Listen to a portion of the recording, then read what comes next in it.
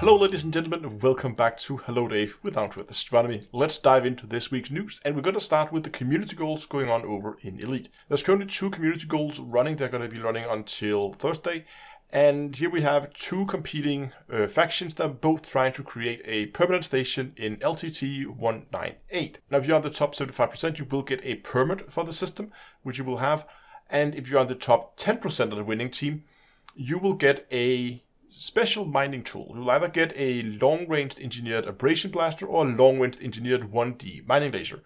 Now this is interesting because normally we cannot engineer these modules at all. So this is not something like, oh, you can make these yourself. No. We cannot engineer these at all. The long-range abrasion blaster, I've never really had an issue with the range on the blaster, so I don't really see that being that super useful. I do sometimes like to go with the mining lance, which is also 1D, so the 2 here is going to have the same mining speed. They're going to extract materials at the same rate. The only difference is that the engineered one from the community goal is going to have half the range. Like a normal mining laser is 500 meter max range.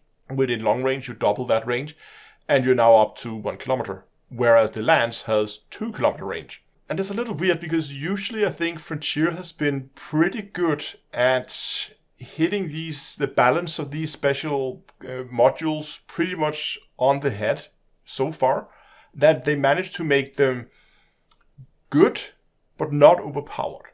So they're just like a tiny bit better than what you can do. But with this one, at least with the laser, we have something in the game already that is better than that.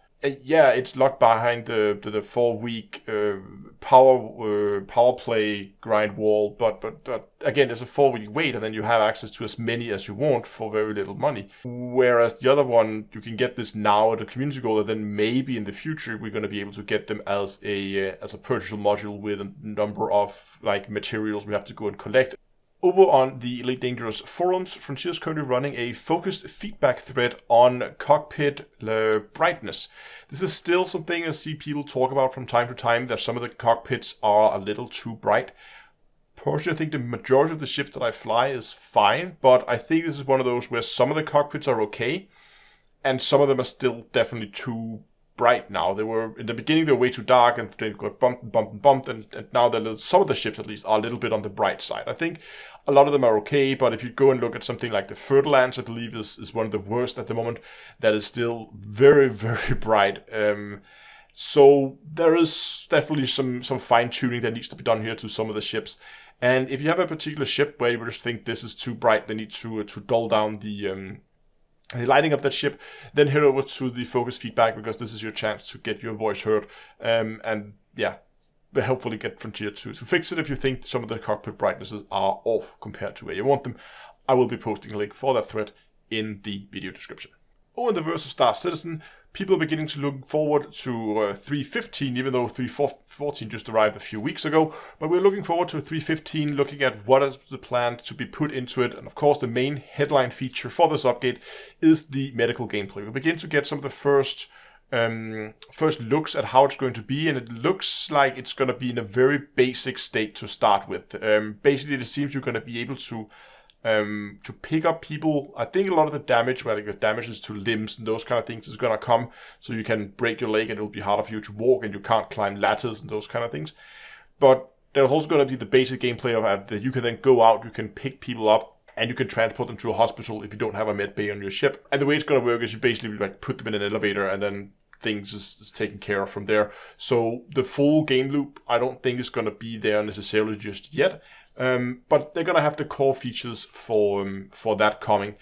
But the thing I'm actually most excited about is that they're now beginning to work on what they call the gold standard pass on some of the ships. The ships, of course, is an iterative process. It's not like they release a ship and now it's done, it's finished, it's ready to go. They release it and they come back to them again over time, and they improve upon them. And what they're doing now is they're going over this gold standard pass, and that means those ships that receive that overhaul is going to be in the state where they want the game for final release. Now, the Gladius has so far been their test bed for this balancing pass, where they have done, like, all the new features we got for ships will always come to the Gladius first, so you could try them out there, just to have a test bed for it. Also, because I believe the Gladius is going to be featuring promptly in Squadron 42, so they need it for over there. But some of the features, for instance, we've had in the Gladius was hand movements when you turned on different components. Then the character in game would actually take their hand, move it over, and press that button in the cockpit. They're now doing a lighting pass, so you get the proper reflective lighting of like weapon muzzles and those kind of things. Material passes, and also they're tweaking the designs in cases where maybe that didn't make sense. Like they're beginning to look at, if you have this module in the ship that is replaceable, that could be a quantum drive, it could be an engine or a power plant or whatever. What is the physical size of this object, and is there actually a path where this object can be moved out? Because it doesn't make sense that you have this huge power plant inside an engineering compartment, and the only way in is a little tiny doorway. How do you replace that? I mean, it sounds unlikely that you're completely disassembling the whole power plant, taking it out in individual pieces, and then getting it seems more likely that you get a assembled unit that you lower into the ship. It also means a lot of the modules is going to be accessible from the exterior of the ship, where you can get them out so that they're easily to be replaced. But it also means that they're going over and they're looking at stuff like the door frames. Are they actually wide enough if it is a module that needs to be carried out? And is there an actual path where that module can go from its current position inside the ship and all the way out? Does that actually make sense? So there's those kind of details. This is, of course, just an example, but it's those kind of details they're looking at in the gold standard pass. Finally, I just want to talk about the live stream tomorrow. I did mention that I was considering going out and doing some space-based combat or something like that, but I kind of changed my mind. I have been doing exploration for the last 2 weeks, and I kind of want to keep going. I'm really having like that exploration urge lately to go out there and explore stuff, and I've been having a ton of fun. If you've been by the 2 last live streams, the last 2 Tuesdays, I've always ended up, so the last one has been me get stuck in a hole somewhere, basically, but it's been a ton of fun. So here's the idea I got was, I just recently released a video on like a guide to shooting video in Elite Dangerous. Like, how do I go out and go about the process of shooting good video, some of the good like cinematography tricks that you can use to make your video look good. I want to do it because I have that stream intro that I always play for the first 5 minutes, give people some time to come into the stream so I don't have to sit and explain the topic of the stream repeatedly for the first 10 minutes. I kind of want to get some more Odyssey shots in there.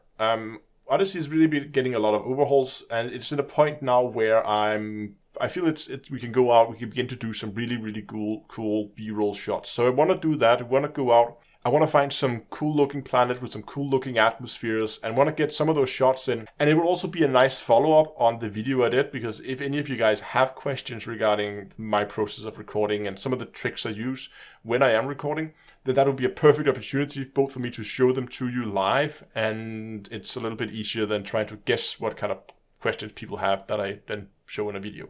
But anyway, so that's the plan tomorrow. We're going to go back out exploring, but this time around we're going to be focusing on video making and shooting B-roll. But that's all going to happen tomorrow. It's going to be at 7 o'clock in-game time, and as always, streamed on YouTube and on Twitch. I hope I'll see you there. Thanks a lot for watching, and until next time, I'll see you guys in space.